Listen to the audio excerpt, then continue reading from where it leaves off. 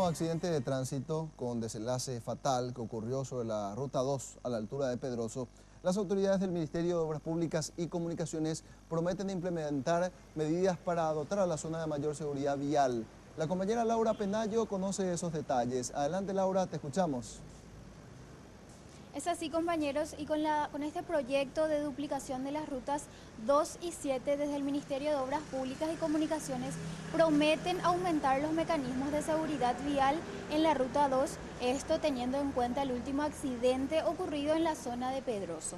Ya con la duplicación de la ruta 2, desde el Ministerio aclararon que se podrán evitar más accidentes, pero también hablaban de otro concepto. Y hablamos del concepto de carreteras que perdonan. ¿En qué consiste este concepto y cuáles son los mecanismos que contemplan? La ingeniera Claudia Centurión, titular de la Dirección de Proyectos Estratégicos, nos da más detalles. ¿Qué queremos otorgar a la ciudadanía? Una carretera con un diseño y con elementos en la vía que le perdonen. Que si yo me equivoco, la carretera me perdona. Es decir, tengo barreras que se llaman FlexBeam, que en caso de colisión no entran dentro del vehículo.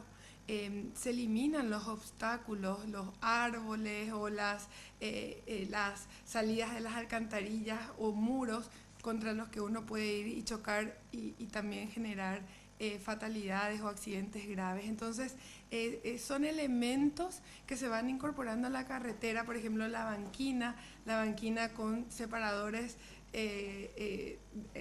disminuidores de velocidad, ¿verdad?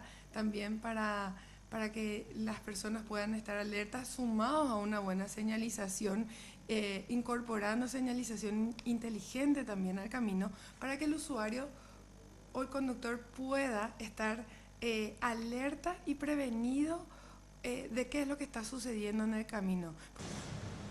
Y otro punto destacado por la ingeniera es que la sociedad Rutas del Este, encargada de la ejecución de estas obras, está obligada bajo contrato de responder en caso de que se produjera algún accidente durante la ejecución de las obras, a responder y asistir con ambulancias y grúas a los afectados.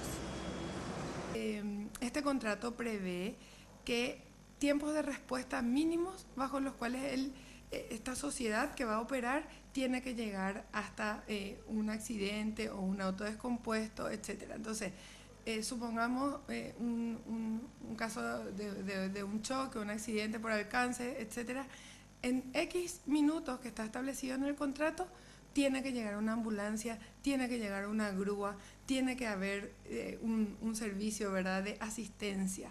Eso también hace que, sobre todo en el caso de los accidentes, podamos pensar en que se van a reducir las fatalidades, y si es que hay un auto descompuesto, una cosa de ese estilo en el camino, que rápidamente pueda ser retirado y que eso no sea una interferencia para el resto de los usuarios. Y todos estos mecanismos mencionados por la ingeniera serán implementados a finales del año 2018. Recordemos, se prevé que las obras de ampliación de las rutas 2 y 7 se terminen en 3 años. Esto es todo lo que tenemos para informar desde aquí, compañeros. Volvemos a estudios. Muy bien, muchas gracias, Laura. Completo el reporte.